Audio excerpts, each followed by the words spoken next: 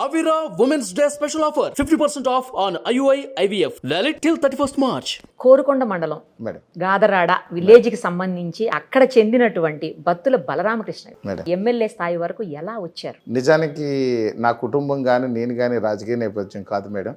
నేను ఒక రైతు బిడ్డని. చిన్నప్పటి నుంచి వ్యవసాయం చేస్తూ స్కూల్లోకి వెళ్ళి చదువుకున్నాను. మా ఫాదర్కి ఒక 36 ఎకరాల పొలం ఉండేది. ఆయనకి ఎరువులు పురుగుల మందుల వ్యాపారం కూడా ఉండేది, కిరాణా వ్యాపారం ఉండేది. ఆయనకి తోడుగా ఉంటూ అంటే మాకు చిన్నప్పటి నుంచి నేర్పించింది ఏంటంటే ఉదయం 5 గంటలకి పని మొదలుపెట్టి స్కూల్ టైంకి హాఫ్ అన్ అవర్ ముందు వరకు కూడా ఏదో పని చేయాలి. ఆ తర్వాత స్కూల్ అయిపోయిన తర్వాత కూడా 4కి స్కూల్ అయిపోతే 4:15కి మళ్ళీ మా ఫాదర్ ఏ పని చెప్తే ఆ పని చేయాలి. అది వ్యవసాయం అవ్వచ్చు, కిరాణా షాప్లో అవ్వచ్చు, ఏదైనా అవ్వచ్చు. మరి చదువుకునేది ఎప్పుడు? స్కూల్ టైంలో చదువుకోవాలి, అంతే. నైట్ మళ్ళీ 9 తర్వాత చదువుకోవాలి. ఆ విధంగా ఆయన ట్రైనింగ్ ఇచ్చారు. కష్టపడడం అనేది అలవాటు చేశారు. అందువల్ల పూర్తిగా రైతు కుటుంబ నేపథ్యం, గ్రామాల్లో ఉన్నటువంటి విషయాలన్నీ తెలుసు. ఆ తర్వాత నేను మధ్యలో చదువు ఆపేసి అసలు ఏదో ఉద్యోగం చేస్తే బాగుంటుందనే దాని మీద నా ప్రయాణం మొదలుపెట్టి ఒక చిన్న ఉద్యోగంలో జాయిన్ అయ్యాను. అసలు ఏదో ఉద్యోగం కావాలనుకుంటే ఆ రోజుల్లో నాకేమనిపించిందంటే ఒక సెక్యూరిటీ గార్డ్ ఉద్యోగం కనిపించింది. 15 రోజుల సెక్యూరిటీ గార్డ్ ఉద్యోగం చేసిన తర్వాత ఒక పెద్ద ఆయన ప్రియదర్శిని స్పిన్నింగ్ మిల్స్ ఎండి నన్ను ఇంటర్వ్యూ చేశారు సరదాగా.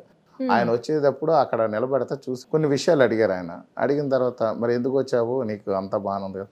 లేదు సార్, నా కాళ్ళ మీద నాకు నిలబడాలనిపించింది, మా ఫాదర్ ఇచ్చిన దానికంటే కూడానే దానికోసం వచ్చాను, కానీ ఈ ఉద్యోగం అంతగా కంఫర్ట్ అనిపించట్లేదు అంటే వెంటనే అక్కడ ఉన్న కాంట్రాక్టర్ని పిలిచి ఆయన ఈయనకి మంచి జాబ్ ఏదైనా ఇవ్వండి, మీకు పనికి వస్తాడని చెప్పారు. లేదా మాకు ఇచ్చేయండి, నేను మా కంపెనీలో వేసుకుంటానంటే అప్పుడు మా కంపెనీలో అసిస్టెంట్ మేనేజర్ జాబ్ అనేది మా కాంట్రాక్టర్ ఇవ్వడం జరిగింది. అయితే మీరు ఆయనకి థ్యాంక్స్ చెప్పాలి ఫస్ట్. అసలు ఖచ్చితంగా వారికి రుణపడి ఉంటాను మేడం. ఈ రోజు తర్వాత మేనేజర్ ఇచ్చారు, తర్వాత ఒక బ్రాంచ్ మేనేజర్గా కూడా నాకు ఇచ్చారు. అందులో ఆ యొక్క వర్క్ ఎలా ఉంటుందని అంటే జీతాలు ఇవ్వడం, అదేవిధంగా బిల్లులు కలెక్ట్ చేసుకోవడం, బిల్లులు రేజ్ చేసుకోవడం, పిఎఫ్, ఈఎస్ఐ, ఆ టైంలో సర్వీస్ ట్యాక్స్, ఇలాంటివన్నీ ఉండి నేను అన్ని వర్కులు నేను స్వతహాగా నేర్చేసుకున్నాను. నేను అంటే ఒక జనరల్గా ఒక పిఎఫ్ వర్క్ చేయాలంటే తెలిసిన నాలెడ్జ్ ఉన్నవాడు కావాలి, కానీ వాళ్ళ దగ్గర ఏ నాలెడ్జ్ ఉందో ఆ నాలెడ్జ్ నేనే సంపాదించుకుంటాను.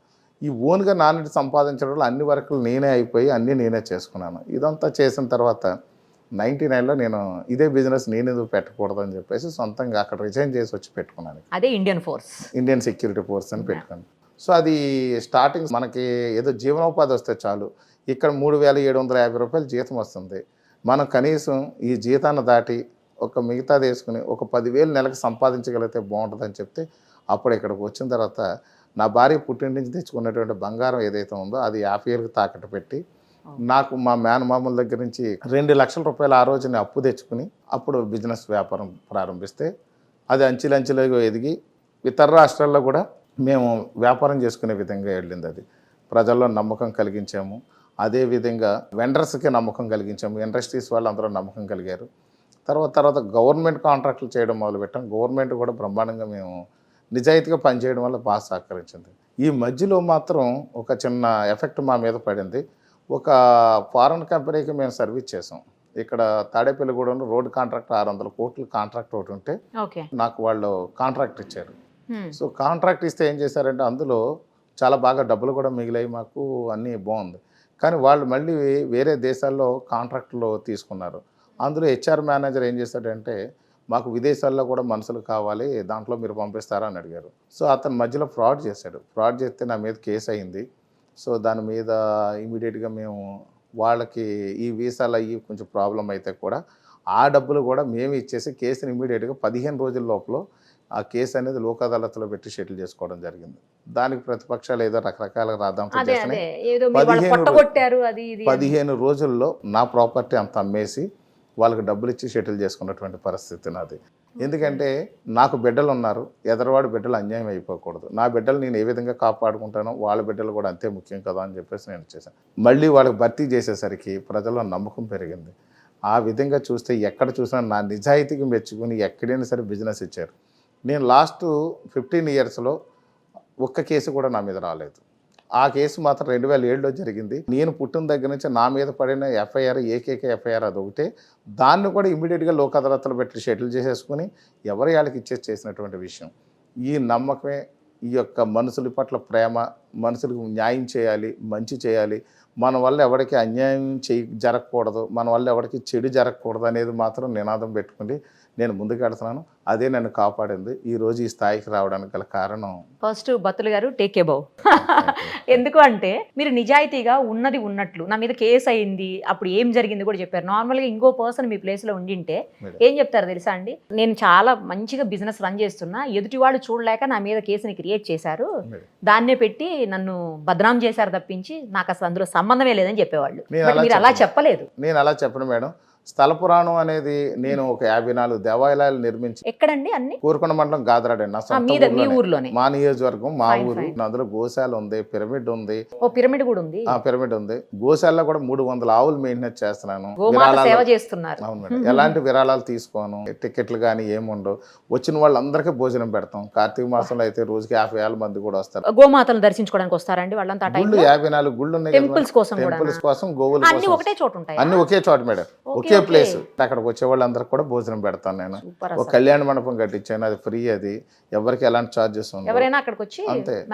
మ్యారేజ్లు చేసుకుంటారు, పుట్టినరోజులు చేసుకుంటారు, సరదా చేసుకుని వెళ్ళిపోతారు హ్యాపీగా. సో నేను ఈ విధంగా ఉంటాను. నేను ఈ యొక్క సమాజానికి సేవ ఏదో విధంగా చేయాలి, నేను సంపాదించిన దాంట్లో కొంత భాగం నాకు చేయాలని చెప్పి ఉండేవాడిని. నేను ఈ రాజకీయాలు కూడా నాకు అంత ఇష్టం కాదు చిన్నప్పటి నుండి. మా గ్రామంలో నేను తీసుకున్న నిర్ణయం ఏంటంటే, నా వ్యాపారం బాగానే ఉంది, నేను బాగా సక్సెస్ అయ్యాను, బాగానే ఉన్నాను అనే దాన్ని ఉదాహరణ పెట్టుకున్నాను నేను. అందులో స్థల పురాణం అని చెప్పి అసలు గుళ్ళు ఎందుకు కట్టారనే దాంట్లో కూడా నేను నిజాయితీగా అందులో రాసిన ఒక విషయం ఏంటంటే, గుళ్ళు 2013లో కట్టించాను నేను. అది ఈ వేళ వీళ్ళందరూ రాజకీయం చేస్తున్నారు, నేను ఎప్పుడు రాజకీయాల్లో లేను. నా చిన్నప్పుడు కళ్ళు తాగాను, నేను సారా తాగాను, బ్రాందీ తాగాను అనేది కూడా స్థల పురాణం బుక్లో నేను రాసి పెట్టాను. 1,00,000 బుక్కులు ఇచ్చాం ప్రజలకి. నా భార్య అది ఏమంటే కళ్ళు సారా బ్రాందీ తాగారనే విషయాన్ని మీరు అందరూ ఎందుకు రాశారు, తీసేయండి అని చెప్పకపోతే. నా చరిత్ర మర్చిపోయి చాలా కాలం అయింది. కానీ నేను ఒకటి పొరపాటుని కూడా ఇంకొకటి ప్రశ్నించడానికి ఉండదు. నా భార్యకి పెళ్ళంత మ్యారేజ్ ఫిక్స్ అయిన తర్వాత నేను ప్యూర్ వెజిటేరియన్ని, నాకు లిక్కర్ కూడా నాకు అలవాట్లేదు. కానీ నేను 93, 94, 95 ఈ 3 ఏళ్లలో మాత్రం నాన్ వెజ్ తిన్నాను, ఫుల్గా కళ్ళు తాగాను, సారా తాగాను, అప్పుడప్పుడు బ్రాందీ కూడా తాగాను నేను. నీకు ఇష్టమైతే పెళ్లి చేసుకో, లేకపోతే మాని. ఎందుకంటే మళ్ళీ రేపు భవిష్యత్తులో నన్ను ప్రశ్నించకూడదు, నువ్వు బాధపడకూడదు, నా భర్త గతంలో మందు తాగాడు లేకపోతే ఇలా చేశాడు. వాళ్ళ తల్లిదండ్రులు చెప్పాను, మా ఫాదర్ వాళ్ళ ఇంటికి వెళ్ళొద్దని చెప్పాడు. కాదు, నేను వెళుతున్నానని చెప్తే నేను ఈ విషయాలు నిజంగా నాకు ఏ పెళ్లి సంబంధం వచ్చినా సరే ముందు చెప్పేసేవాళ్ళని అందరికీ. మీరు నచ్చితే చేయండి, లేకపోతే లేదు. నా గత చరిత్ర గతంలో ఇలా చేశాను. ఎన్ని సంబంధాలు చూసారండి? 5-6 సంబంధాలు చూస్తే 5-6 నేను ఎలా చెప్పేసేవాడిని. మీడియంటే ఎలా చెప్పేస్తున్నట్టు రేపు భవిష్యత్తులో మడి తాగేస్తాడేమో అని చెప్పేసి భయపడే అంత. అందువల్ల నేను ఖచ్చితంగా ఇవన్నీ నిజాలని ఏదైతే ఉందో వాళ్ళకి ముందు చెప్పేస్తాను నేను. అలాగే నేను ఈ స్థల పురాణంలో కూడా 2007లో కేసు వచ్చింది, నేను ఇమీడియట్గా షెటిల్ చేసుకున్నాను అనేది కూడా చెప్పడం జరిగింది.